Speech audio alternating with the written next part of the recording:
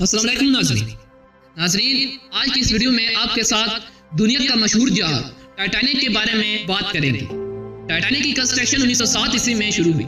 یہ جہاز لگژری شپ کے طور پر تیار کیا گیا۔ آخر وہ کون سی وجوہات تھی جس کی بنا پہ لگژری ٹائٹینک آئس برگ سے ٹکرا کر تباہ ہو گیا؟ ٹائٹینک کی کنسٹرکشن کے وقت انجینئر نے کون سی ایسی غلطیاں کی تھیں جس کی وجہ سے ٹائٹینک کو اس حادثے کا شکار ہونا پڑا؟ اور ٹائٹینک کے ملبے سے جو آج بھی سمندر کی تہہ میں پڑا ہے کیا انکشاف نکلے ہیں؟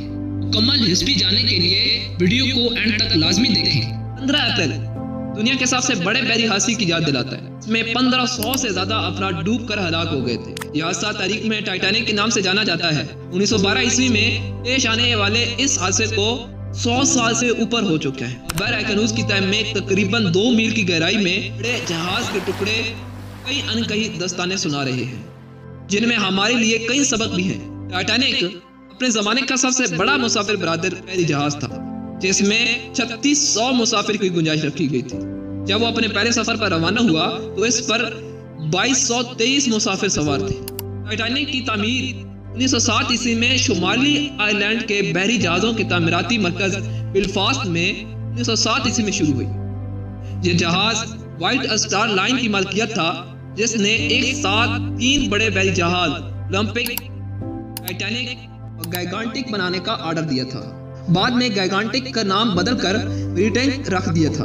پہلی جنگ عظیم کے دوران بریٹینک کا بحری اسپتال کے طور پر استعمال ہوا، مگر ٹائٹینک کی طرح بدقسمتی اس کی بھی تعاقب میں تھی اور اپنی سمندری زندگی کے 2 سال بعد 1914 عیسوی میں وہ ایک بارودی سرنگ سے ٹکرا کر ڈوب گیا۔ ٹائٹینک کی ابتدائی ڈیزائن میں اس پر جان بچانے والی 32 کشتیوں کی گنجائش رکھی گئی تھی، مگر بعد میں اسے بہت محفوظ بحری جہاز تصور کرتے ہوئے یہ تعداد گھٹا کر 20 کر دی گئی، اور یہ اس وقت کی سب سے بڑی غلطی تھی۔ ایک اور رپورٹ ظاہر کرتی ہے کہ کمپنی نے کشتیاں کم کرنے کے لیے قانونی سکم سے فائدہ اٹھایا۔ کشتیاں گھٹانے کا ایک اور مقصد جہاز کے عرصے کی خوبصورتی میں اضافہ کرنا تھا۔ ناظرین، ٹائٹینک کی لمبائی 883 فٹ تھی اور یہ دنیا کا پہلا ایسا بحری جہاز تھا جس میں سوئمنگ پول، لائبریری اور تفریح کے دیگر لوازمات بھی موجود تھے۔ جہاز کی ابتدائی ڈیزائن میں 3 چمنیاں تھیں، مگر بعد میں خوبصورتی کے پیش نظر اس میں ایک کا اضافہ کر کے چمنیوں کی تعداد 4 کر دی گئی۔ ایک فلم میں ان کی چاروں چمنیوں سے دھوئیں کے گہرے بادل بلند ہوتے ہوئے دکھائی دیتے ہیں، جبکہ دلچسپ پہلو یہ ہے کہ بحری جہاز کے انجن روم سے صرف 3 چمنیاں منسلک تھیں اور چوتھی چمنی دھوئیں کے لیے نہیں تھی۔ ٹائٹینک 10 اپریل 1912 عیسوی کو اپنے پہلے اور آخری سفر کا برطانیہ کی بندرگاہ ساؤتھ ہمپشائر سے نیویارک کے لیے روانہ ہوا۔ اس سفر سے کچھ پہلے ماہرین نے کارکردگی کے جائزے کی غرض سے اسے کچھ وقت کے لیے سمندر میں چلا کر دیکھا اور فٹنس کا سرٹیفکیٹ جاری کر دیا۔ مورخ جو ٹریسی کا کہنا ہے تجرباتی سفر کے دوران جہاز پر نصب دوربینیں کہیں ادھر ادھر ہو گئی۔ ٹائٹینک نیو یارک کے لیے روانہ ہوا تو اس میں دوربینیں موجود نہیں تھی اور یہ جہاز کے ڈوبنے کی دوسری وجہ تھی۔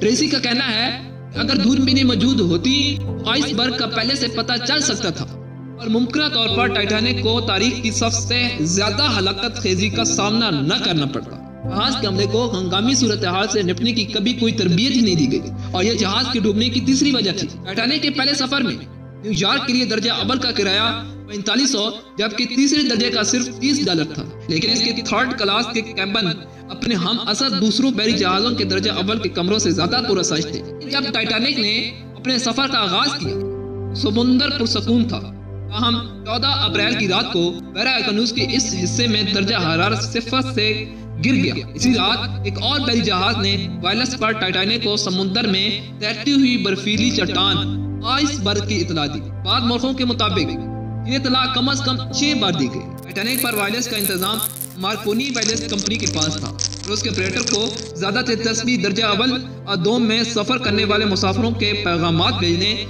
اور وصول کرنے میں تھی۔ چنانچہ اس نے نہ صرف آئس برگ سے متعلق پیغامات نظر انداز کیے بلکہ آخر میں تو اس نے پیغامات بھیجنے والے آپریٹر کو سختی سے ڈانٹ بھی دیا۔ اگر وہ آپریٹر انتہائی سمجھداری سے کام لیتا اور ان پیغامات کو وصول کرتا تو شاید نقصان کم ہوتا۔ آئس برگ کی خبر کپتان اسمتھ کو اس وقت ہوئی جب جہاز اس کے انتہائی قریب پہنچ چکا تھا۔ اس وقت ٹائٹینک تقریباً 25 میل فی گھنٹہ کی رفتار سے سفر کر رہا تھا۔ اسمتھ نے پوری قوت سے جہاز کا رخ تبدیل کرنے کا حکم دیا، مگر اس کی رفتار زیادہ تھی اور فاصلہ کم۔ چنانچہ آئس برگ جہاز کے درمیانی حصے سے ٹکرا کر جس سے اس میں تقریباً 300 فٹ کا شکاف پیدا ہوگا اور جہاز میں تیزی سے پانی بھرنا شروع ہوگا۔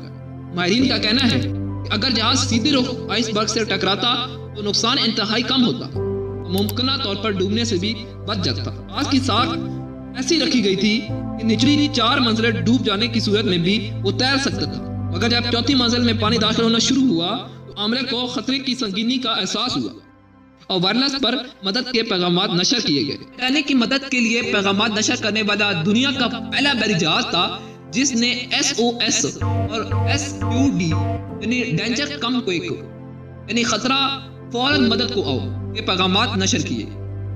مورخوں کے مطابق آئس برگ کے خطرے سے خبردار کرنے والا ایک نامعلوم جہاز ٹائٹینک کے قریب سفر کر رہا تھا اور وہ مدد کے لیے پہنچ بھی سکتا تھا، مگر پیغامات کے جواب میں آپریٹر کی بدتمیزی سے برہم ہو کر اس نے چپ سادھ لی اور ٹائٹینک کے مسافروں اور عملوں کو یخ پانی میں مرنے کے لیے اکیلا چھوڑ دیا۔ آئس برگ سے ٹکرانے کے بعد ٹائٹینک کو مکمل طور پر ڈوبنے میں 2 گھنٹے 40 منٹ لگے۔ زندہ بچ جانے والوں میں سے سب سے زیادہ بچے اور خواتین تھیں۔ درجہ اول کے 94% اور درجہ دوم کے 81% بچے اور خواتین محفوظ رہیں، جبکہ روایتی طور پر عملے کے 87% ارکان کشتیوں میں سوار ہو کر بھاگ نکلے۔ تیسرے درجے کے مسافروں کے ساتھ بھی وہی سلوک ہوا جو اکثر اوقات ترقی پذیر ممالک میں غریبوں کے ساتھ ہوتا ہے۔ زیادہ تر مرد یخ پانی میں ڈوب کر ہلاک ہو گئے اور تیسرے درجے کے صرف 47% بچوں اور عورتوں کو کشتیوں میں جگہ مل سکی۔ ڈوبتے جہاز سے روانہ ہونے والی آخری کشتی کا آخری سوار چارلس جوگن تھا، کوئی مسافر نہیں بلکہ جہاز کے عملے کا ایک رکن تھا۔ ٹائٹینک کے اس حادثے کی پہلی خبر نیو یارک کے ایک اخبار میں شائع ہوئی، جس میں کہا گیا تھا کہ جہاز ڈوبنے سے قبل تمام مسافروں کو بحفاظت نکال